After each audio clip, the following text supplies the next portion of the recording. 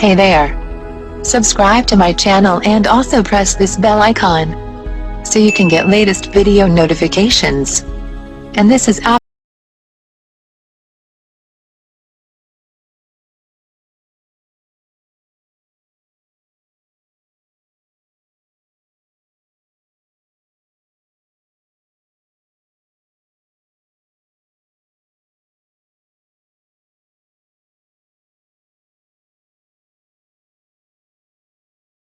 Computer तमाम तेज़ीअ सां नवां इनकलाब बर्पा करे रहियो आहे, जंहिंमें अॼुकल्ह 360 विजुअल टेक्नोलॉजी खां वेंदे रोबोटिक साइंस अची वञनि था।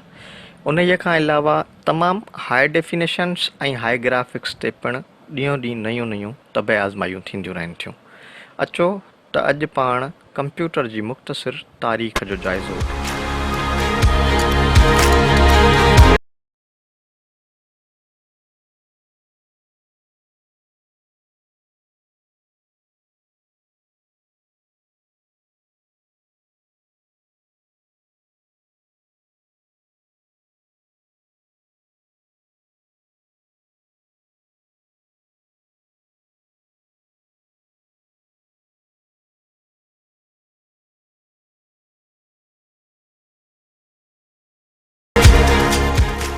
चयो वेंदो आहे त विलियम ऑर्टर्ड नाले साइंसदान कंप्यूटर जो बानी आहे, पर विलियम ऑर्टर्ड कंप्यूटर न बल्कि 1622 ईस्वीअ दारे हिकु स्लाइड रोल ठाहियो हो, जंहिं पिणु कैलकुलेशन करण में तमामु घणी मदद कई।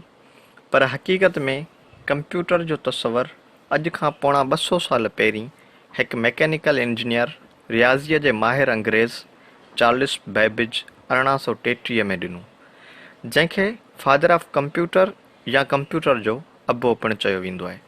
तंहिं हिकु मशीन तयारु कई जंहिंखे एनालाइस्टिकल मशीन जो नालो ॾिनो वियो। इहा एनालाइस्टिकल मशीन पंच कार्ड जी मदद सां कंप्यूटिंग कंदी हुई ऐं हिन में फिक्स्ड प्रोग्राम्स हुआ।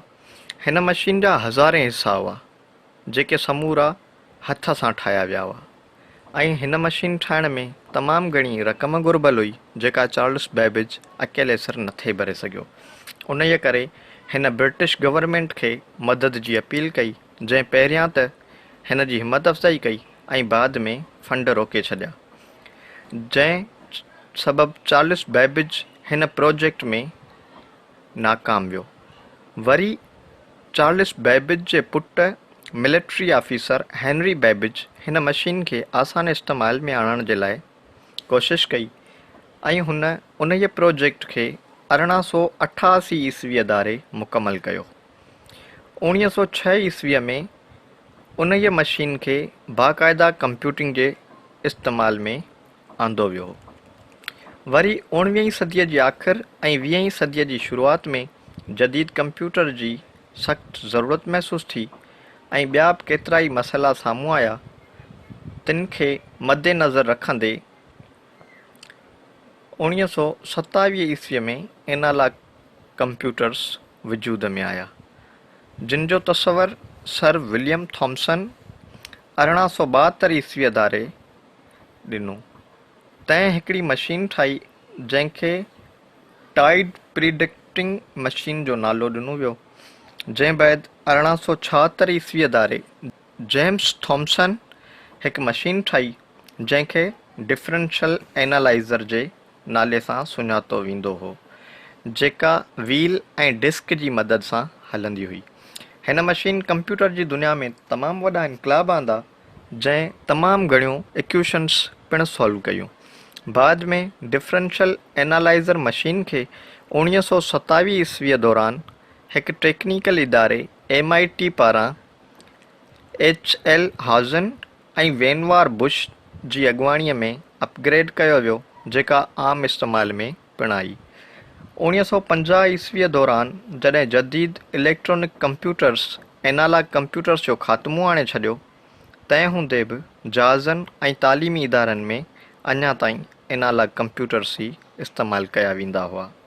1968 ईस्वीअ दारे यूनाइटेड स्टेट्स नेवीअ पारां पहिरियों इलेक्ट्रोमैकेनिकल एनालॉग कंप्यूटर ठाहियो वियो, जेको ख़ासि बहरी जंगी जहाज़नि में इस्तेमालु थियणु लॻो।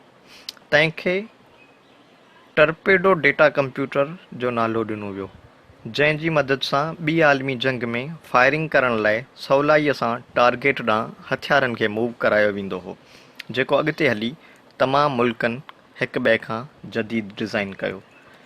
शुरूआती इलेक्ट्रोमैकेनिकल कंप्यूटर्स हिसाब किताब या ऑपरेटिंग में सुस्त हुजण करे हुनखे तेज़ रफ़्तार ॾियण लाइ सन 1939 ईस्वीअ में कोनर्ड ज़्यूस नाले हिकु जर्मन इंजीनियर संदसि पारां ठाहियल मशीन ज़्यूस 1, ज़्यूस 2 ऐं ज़्यूस 3 में वैक्यूम ट्यूब्स जो इस्तेमालु कयो। दुनिया जी पहिरीं प्रोग्रामेबल ऐं फ्लैक्सिबल कंप्यूटर ते 1943 ईस्वीअ में जे प्रेस्पर एकर्ट ऐं जोहन माउकली पारां कमु शुरू कयो वियो, जेको 1945 ईस्वीअ में मुकमल थियो। तंहिंखे ENIAC यानी electronic numerical integrator and computer जो नालो ॾिनो वियो। हीअ मशीन तमामु जदीद अंदाज़ में ऐं सभिनी शुरूआती कंप्यूटर्स खां तेज़ तरीन रफ़्तार में प्रोसेसिंग कंदड़ मशीन हुई, जंहिं में कुल 18,000 वैक्यूम ट्यूब्स, 1500 रिलाइज़ खां अलावा तमामु घणा रेज़िस्टेंस, कैपेसिटर्स ऐं इंडक्टर्स इस्तेमालु कया विया हुआ। हिन कंप्यूटर जी साइज़ 1800 स्क्वायर फुट जॾहिं त टोटल वज़न 30 टन यानी 750 मण हो। Electronic numerical integrator and computer जी प्रोग्रामिंग 6 औरतुनि कई, जिन खे मजमूई तौर ते ENIAC गर्ल्स सॾियो वेंदो आहे। हाणे 1981 ईस्वीअ में कंप्यूटर जी दुनिया में तमामु वॾो इनकलाब आयो, जंहिंखे पर्सनल कंप्यूटर चयो वेंदो आहे, जेको IBM यानी इंटरनेशनल बिज़नेस मशीन नाले मशीन्स ठाहींदड़ कंपनीअ पारां मुतारिफ़ करायो वियो, जंहिंखे IBM मॉडल 5150 जो नालो ॾिनो वियो ऐं उन जी क़ीमत उन वक़्तु $1565 यानी अॼु जा पाकिस्तानी 2,48,052 रुपया रखी वई।